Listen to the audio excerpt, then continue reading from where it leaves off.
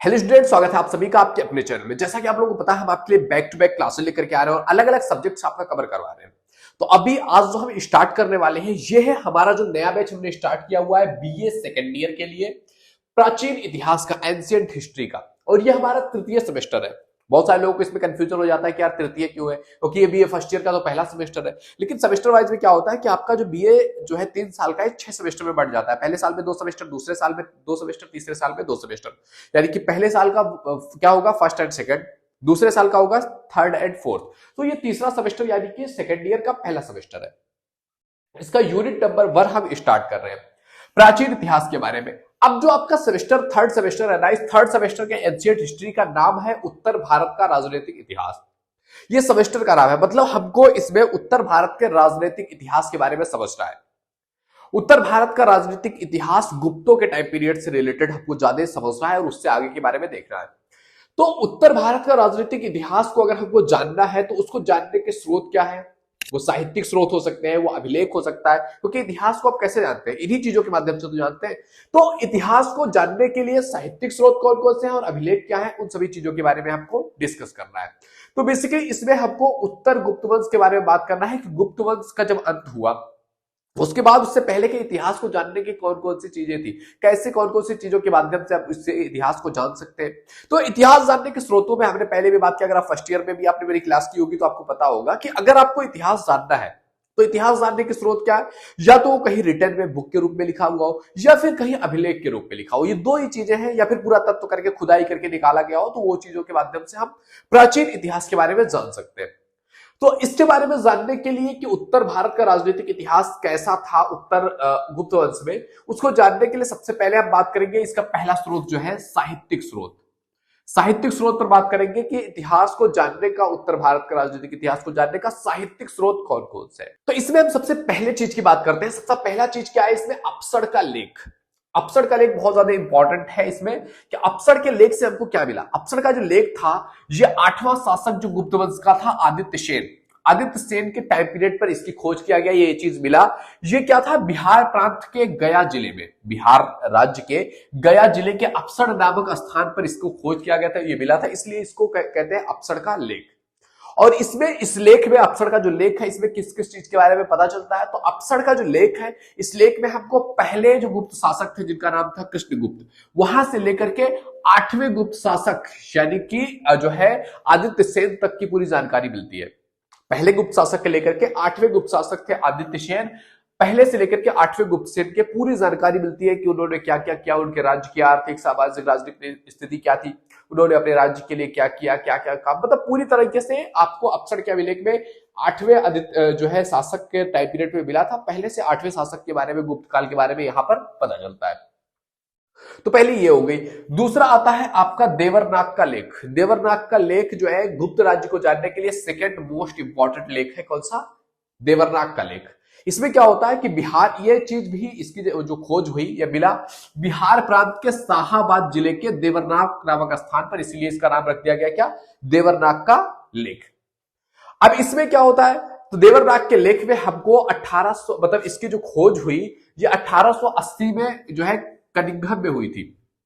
1880 ईस्वी में कनिंघम में इसकी खोज हुई थी। इसमें क्या हुआ था कि ये जो अभिलेख था ये लिखा गया था या स्टेब्लिश करवाया गया था जीवनगुप्त सेकंड के द्वारा। किसके द्वारा, जीवनगुप्त सेकंड के द्वारा बनवाया गया था। इसमें जो है आदित्य सेन के बाद के 3 शासक जो देवगुप्त हुए, विष्णुगुप्त हुए और जीवितगुप्त सेकंड हुए, इन तीनों के बारे में इस लेख में लिखा गया। मतलब इस लेख को लिखवाया है किसने, जीवनगुप्त सेकंड ने। तो अपने पिता का और उससे पहले का 3 शासकों के बारे में बात किया हुआ है, वो, उनके पिताजी, उनके दादाजी, उन 3 शासकों के बारे में हमको कहां पर मिलता है, देवरनाग के।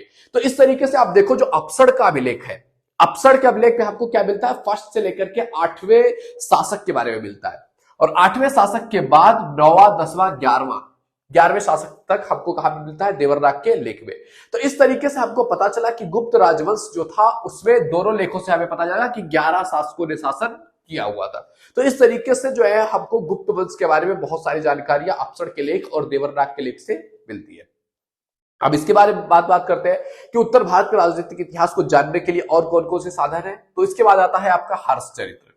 हर्षचरित्र अपने आप में बहुत ज्यादा फेमस पुस्तक है जिसका रचयिता है बाणभट्ट। बाणभट्ट ने हर्षचरित को लिखा हुआ है और इसमें हर्षचरित्र में आपको क्या देखने को मिलेगा, तो हर्षचरित्र में आपको देखने को मिलेगा वर्धन वंश का इतिहास, यानी कि हर्षवर्धन का जो वंश था पूरा, तो वर्धन वंश के इतिहास के बारे में जानने को मिलेगा। और इसमें आपको मौखरी वंश के बारे में मिलेगा कि मौखर वंश के कुछ शासक थे जैसे अवंती वर्मा हो गए, गृह वर्मा हो गए, क्योंकि उस समय मौखर में इनका शासन था। तो हर्षचरित्र में आपको वर्धन के इतिहास के बारे में जानने को मिलेगा। और वर्धन के इतिहास में क्योंकि वर्धन का मौखिर से संबंध था, तो वर्धन मौखिर संबंध की वजह से इन चीजों के बारे में भी जानने को मिलेगा कि वर्धन और मौखिर के बीच में किस तरीके का संबंध था और क्या क्या चीजें हुआ करती थी। ओके, अब हर्षचरित्र के बाद अगली चीज जो हमको उत्तर भारत के साहित्यिक इतिहास को बताती है, राजनीतिक इतिहास को बताती है, वो है कादम्बरी। कादम्बरी भी लिखा गया था किसके द्वारा, ये लेख भी लिखा गया था बाणभट्ट के द्वारा ही।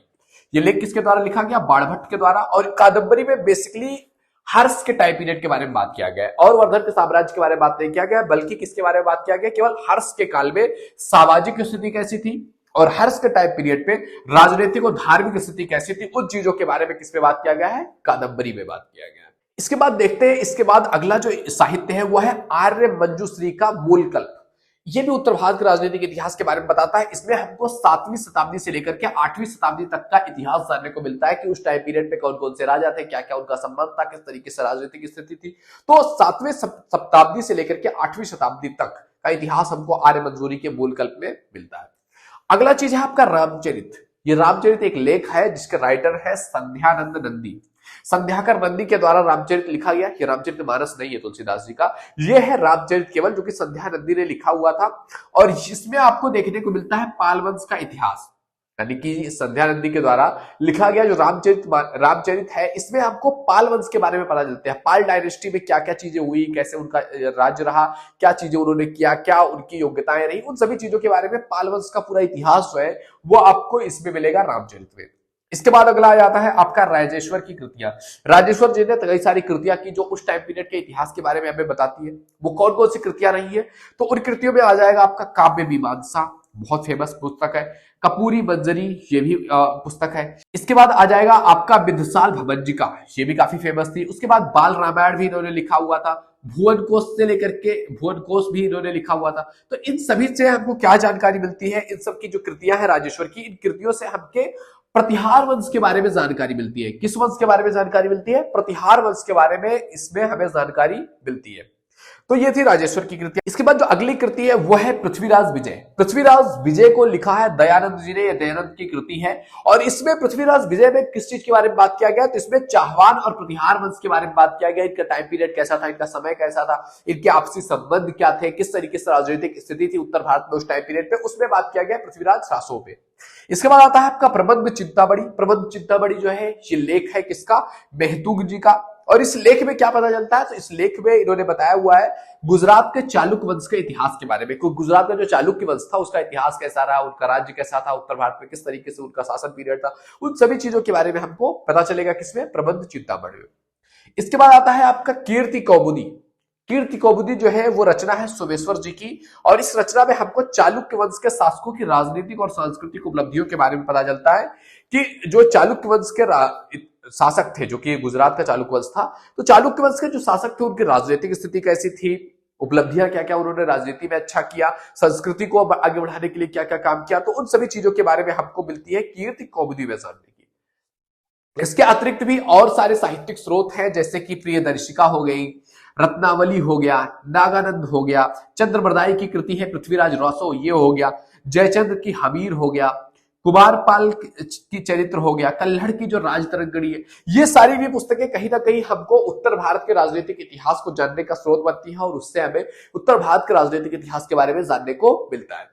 अब आगे हमको देखना है कि उत्तर भारत के राजनीतिक इतिहास को जानने के लिए अभिलेख क्या क्या है। अभिलेख मतलब कि पुरातात्विक स्रोत क्या है, जो खुदाई के माध्यम से मिला या फिर कई पत्थरों पर लेख लिखा गया है, तो उन सभी चीजों के माध्यम से उसमें कौन कौन सी चीजें आई उसके बारे में हमको आगे जानना है। तो चलिए देखते हैं। तो अभिलेखों में जो पुरातत्व के माध्यम से हमको जानकारी मिली, उसमें सबसे पहला अभिलेख जो आता है आपका वो है हरहर का अभिलेख। अब हरहर के अभिलेख में क्या चीजें हमें मिलती है, तो उत्तर प्रदेश का बाराबंकी जो जिला है, इस बाराबंकी जिले में हरहर नामक स्थान पर इस चीज की खोज की गई, इसलिए इसको हरहर का अभिलेख कहा जाता है।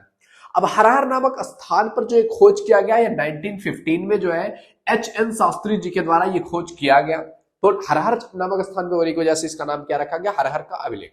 अब इस जो अभिलेख है, इस अभिलेख में हमको मौखर नरेश जो ईशान वर्मा थे, इनके पुत्र सूर्य कुमार वर्मा ने इस अभिलेख को खुदवाया हुआ था। हरहर नामक स्थान पर जो अभिलेख मिला, इसको खुदवाने का काम किसने किया था, ईशान वर्मा के पुत्र सूर्य वर्मा ने किया था। और इसमें क्या मिलता है कि इस अभिलेख से हमें ये जो हरहर वंश है, हरहर वंश कह रहा हूं मैं, मौखरी वंश है, तो मौखरी वंश के 4 राजाओं, प्रथम जो 4 राजा थे वो कौन कौन से थे, हरिवर्मा, आदित्य वर्मा, ईशान वर्मा और सूर्य वर्मा। इन 4 राजाओं के बारे में जानकारी मिलती है, क्योंकि सूर्य वर्मा ने इन चीजों के बारे में खुदवाया था, लिखवाया था कि हमारे राज्य में क्या क्या चीजें हुई, वो उनके पिताजी, उनके दादाजी, उनके परदादाजी, उन चीजों के बारे में उन्होंने लिखवाया। तो हरहर के अभिलेख से हमें इन चीजों के बारे में जानकारी मिलती है। इसके बाद अगला अभिलेख आता है आपका जौनपुर का अभिलेख।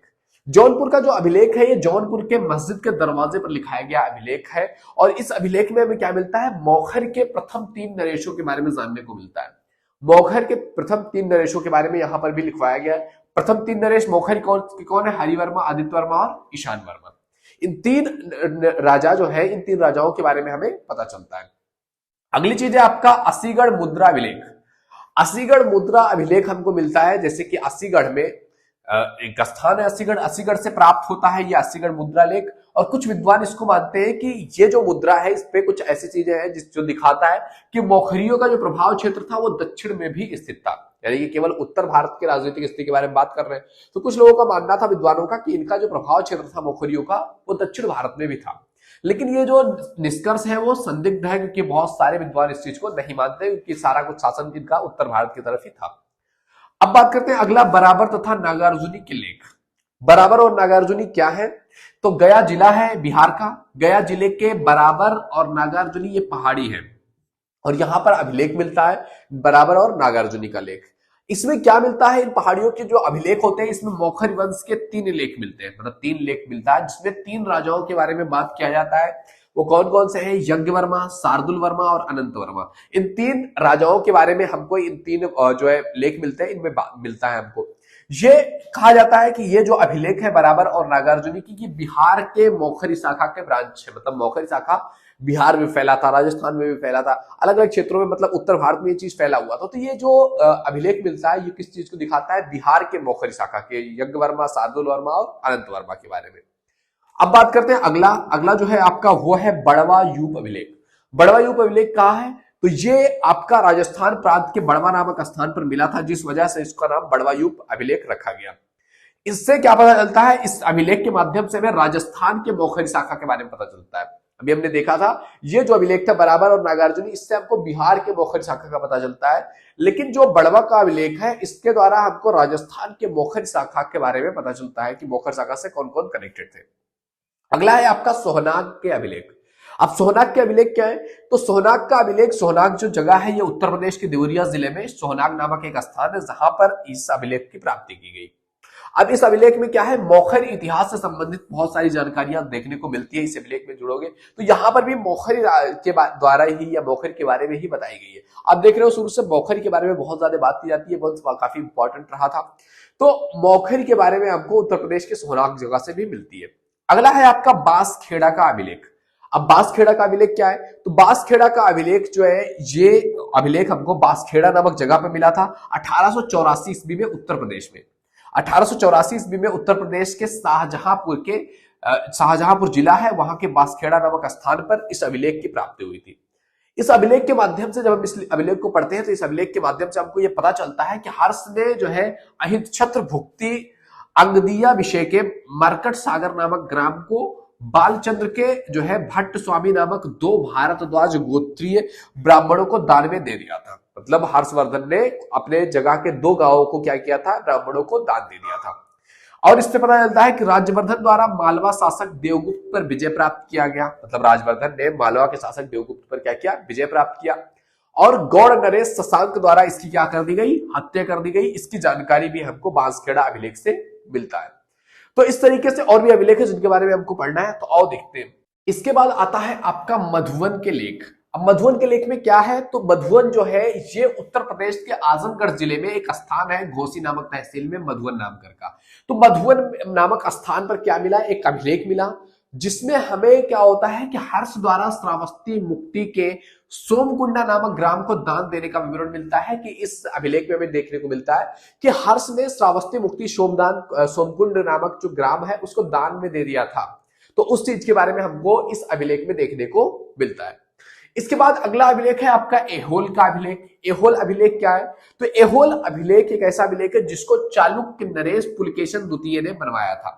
यानी कि इस अभिलेख को खुदवाने का काम किसने किया था? चालुक्य नरेश पुलकेशिन द्वितीय ने। अब इसमें इस अभिलेख में क्या जानकारी मिलती है? तो इस अभिलेख में हमें हर्ष और पुलकेशन द्वितीय के बीच युद्ध हुआ था, उस युद्ध के बारे में जानकारी मिलती है कि उस युद्ध में क्या हुआ, कैसे हुआ, उस युद्ध के बारे में हमको डिटेल जानकारी मिलती है इसमें एहोल के अभिलेख में। अब बात करते हैं अगला जो आपका अभिलेख है वो है पाल वंश के अभिलेख। यानी कि जो पाल वंश थे उन पाल वंशों ने कौन कौन से अभिलेख खुदवाए, कौन कौन से अभिलेख लिखवाए, उसके बारे में बात करनी है। तो इसमें पाल वंश के अगर प्रमुख और अभिलेखों के बारे में बात करें तो इसमें आता है धर्मपाल का लखीमपुर अभिलेख। धर्मपाल ने लखीमपुर में एक अभिलेख खुलवाया। उसके बाद देवपाल का मुंगेर का अभिलेख। इसके बाद आ जाता है आपका नारायण पाल का भागलपुर अभिलेख जो कि ताम्रपत्र में लिखवाया गया। नारायण पाल का बादल स्तंभ लेख। इसके बाद आता है आपका महिपाल प्रथम का भानगढ़ का लेख। इसके बाद नालंदा और मुजफ्फरपुर से प्राप्त अभिलेख। तो मतलब इतने सारे अभिलेख कहीं ना कहीं हमको कहां से मिले थे? पाल डायनेस्टी से, पाल वंश से इतने सारे अभिलेख हमको मिले थे जिनसे हमें पाल वंश के बारे में, उनके राजनीतिक व्यवस्था के बारे में, उनके आर्थिक सामाजिक व्यवस्था के बारे में, उनके समाज के बारे में, उनके राज्य के बारे में बहुत सारी चीजें जानने को मिलती है। तो पाल वंश से ये सारे अभिलेख सामने आए थे। इसके बाद आता है अगला आपका ग्वालियर अभिलेख। ग्वालियर अभिलेख किसने लिखवाया था? तो ग्वालियर अभिलेख लिखवाने का श्रेय जाता है किसको? प्रतिहार शासक मिहिर भोज को। प्रतिहार शासक मिहिर भोज ने ग्वालियर का अभिलेख लिखवाया था। इसमें क्या पता चलता है? इससे प्रतिहार वंश के शासकों की जो राजनीतिक उपलब्धियां हैं और इनकी जो वंशावली रहा है कि प्रतिहार शासक में पहले शासक से लेकर के अंतिम शासक तक कैसे कैसे क्या कौन किस टाइम पीरियड तक रहा, तो क्या मिलता है आपको? प्रतिहार शासक में राजनीतिक कौन कौन सी उपलब्धियां प्राप्त किया था और उनकी वंशावली कैसे कैसे कौन किसका पुत्र होते हुए पूरा एक वंशावली चला, उसके बारे में तिथियों के साथ जानकारी मिलती है। अगला है आपका कलचुरी वंश का अभिलेख। कलचुरी वंश का अभिलेख क्या है? तो ये कलचुरी वंश के प्रमुख अभिलेखों में की अगर बात किया जाए कि कलचुरी वंश से कौन कौन से अभिलेख आए, तो उसमें युवराज का बिल्हारी लेख हो गया, लक्ष्मण राज द्वितीय का जो है कारी तलाई अभिलेख हो गया, इसके बाद कोक्कल द्वितीय का जो है मुकुंदर लेख हो गया, या ग्वारवा का लेख हो गया, कर्ण का रीवा अभिलेख हो गया। तो ये सारे आते हैं किसमें? कलचुरी वंश के लेख में। तो ये सारी बातें हो गई लेखों की। अब बात करते हैं कुछ चीजें हमको पुरातत्व के बारे में या प्राचीन इतिहास के बारे में हमको किससे पता चला? सिक्कों से पता चला, मुद्राओं से। जैसे कि फैजाबाद जिले के भिडोरा नामक स्थान पर क्या हुआ? हमको मौखरी मुद्राओं का ढेर मिला, जिसमें क्या हुआ? उन मुद्राओं को जो हमने देखा है, विश्लेषण किया जो है विद्वानों ने, तो उसमें राजाओं के नाम मिले कि कौन से राजा ने चलवाया था वो मुद्राएं और किस डेट में चलवाया था, वो चीजें भी जानने को मिली। तो इससे बहुत सारे डेट्स भी क्लियर हो सके कि कौन सा राजा किस डेट में था, क्योंकि उसने अपनी मुद्रा पर अपने नाम और डेट दोनों साथ में लिखवाए हुए थे। अगला है दूसरी चीज कि हर्ष की 2 मोहरें मिली, नालंदा और सोनपुर से प्राप्त हुई। पहली मिट्टी की बनी हुई थी और दूसरी जो थी वो सोनपत की में जो तांबे से बनी हुई थी। और इसमें राजवर्धन से लेकर के हर्षवर्धन का पूरा टाइम पीरियड, वंशावली, किस डेट में, किस तिथि में क्या चीजें थी, वो सारा कुछ डिटेल था। कहां से? राजवर्धन से लेकर के हर्षवर्धन तक। इसके बाद और जो जानकारियां मिलती है वो हमको विदेशी यात्रियों के विवरण से मिलती है। जैसे उस समय हर्षवर्धन के टाइम पीरियड पे कौन कौन से विदेशी यात्री आए हुए थे? ह्वेनसांग आया हुआ था जो कि काफी प्रसिद्ध चीनी यात्री है और इसने अपनी एक पुस्तक लिखी हुई थी सीयूकी करके, यात्रा वृत्तांत। उसमें तो उसमें उस समय हर्ष के टाइम पीरियड में कैसा भारत की राजनीतिक स्थिति थी, सामाजिक स्थिति थी, उसके बारे में लिखा था। चीन का एक दूसरा यात्री था इत्सिंग, उसने भी इस चीजें लिखी थी, तो उसके लेख से भी कुछ चीजें पता चलती है। उसके बाद सुलेमान भी भारत में आए हुए थे, तो सुलेमान के विवरण से हमको प्रतिहार वंश के बारे में पता चलता है। अल मसूदी के विवरण से हमको महिपाल वंश के बारे में पता चलता है। तो इस तरीके से इन सभी चीजों के माध्यम से हमको उत्तर भारत के राजनीतिक इतिहास के स्रोत मिलते हैं, चाहे वो साहित्यिक हो, अभिलेख हो, उन चीजों के बारे में हमने डिस्कस किया है। तो ये वो स्रोत है जिससे हमको भारतीय इतिहास के बारे में, उत्तर भारत के प्राचीन इतिहास के बारे में, राजनीतिक इतिहास के बारे में पता चलता है। तो ये था हमारा आज का वीडियो जिसमें हमने जाना कि साहित्यिक और अभिलेखीय स्रोत क्या है इतिहास को जानने के उत्तर भारत के। तो आई होप ये वीडियो तुम्हें पसंद आया होगा। वीडियो पसंद आए तो लाइक जरूर कीजिए। पहली बार चैनल पे आए please visit the channel. If you think it is valuable तो आप सब्सक्राइब कर सकते हैं एंड आने वाली वीडियोज को आपको नोटिफिकेशन मिलता रहे इसके लिए चैनल को सब्सक्राइब के बेल आइकन जरूर हिट कर लीजिएगा। ओके मेरे दोस्त, तो मिलते हैं आपसे अगले वीडियो में, तब तक के लिए जय हिंद, जय भारत।